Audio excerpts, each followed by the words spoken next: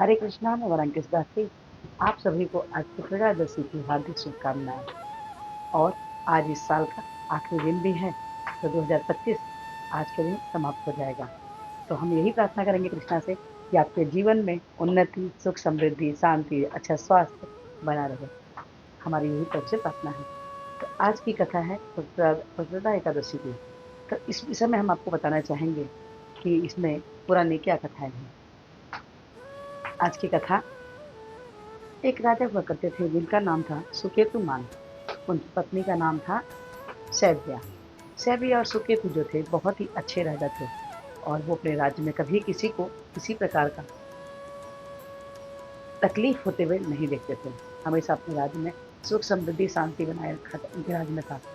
लेकिन राजा बहुत दुखी थे। दुख होने का कारण ये था कि उनके पास कोई पुत्र नहीं था।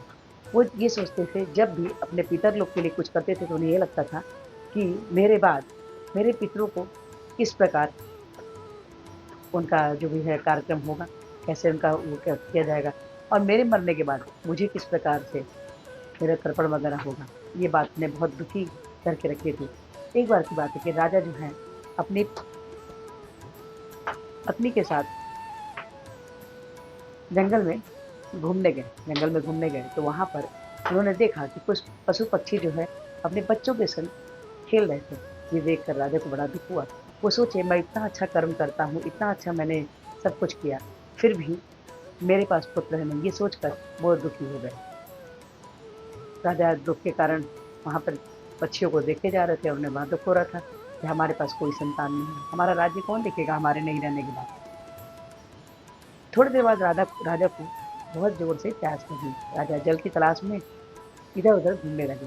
तभी उन्होंने देखा कि एक नदी के पास कुछ ऋषि लोग के आश्रम थे, मुनियों का आश्रम था। वो वहां गए और विनम्रता पूर्वक उन्हें प्रणाम किया। वहां जल पिया और प्रणाम किया। मुनिवर मुनि लोग देखकर, राजा की विनम्रता को देखकर उनसे बड़ा प्रसन्न हुए। उन्होंने राजा से पूछा कि राजन, आप मैं आपसे बहुत प्रसन्न हूँ, आप मुझसे कुछ वर मांगिए। तो राजा बोले कि मेरे पास तो सब कुछ है, मुझे कुछ भी नहीं चाहिए। बस मुझे एक ही बात का दुख है कि मेरे राज्य को संभालने वाला मेरे बाद कोई न होगा।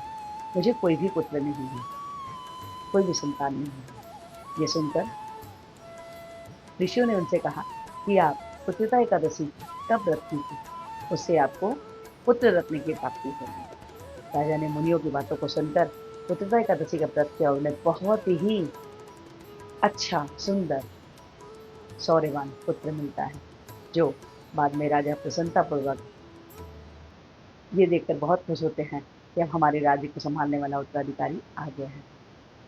और राजा ने सब कुछ अच्छे से किया था।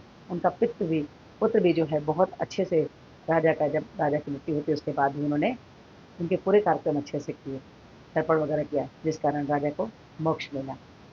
तो ये आज की कथा है। आपको कैसी लगी? अच्छी लगी हो तो लाइक कीजिए, शेयर कीजिए, सब्सक्राइब कीजिए, और इस वीडियो को सुनकर प्रार्थना कि हमारे पृथ्वी का अचल प्रपद में हरे कृष्ण हम जब ने बोले हैं जो कुछ इस प्रकार से है, हरे कृष्ण कृष्ण कृष्ण हरे हरे, हरे राम राम राम हरे। तो हरे कृष्ण हम जपिए और कृष्ण के सबसे प्यारे बच्चे बन जाइए।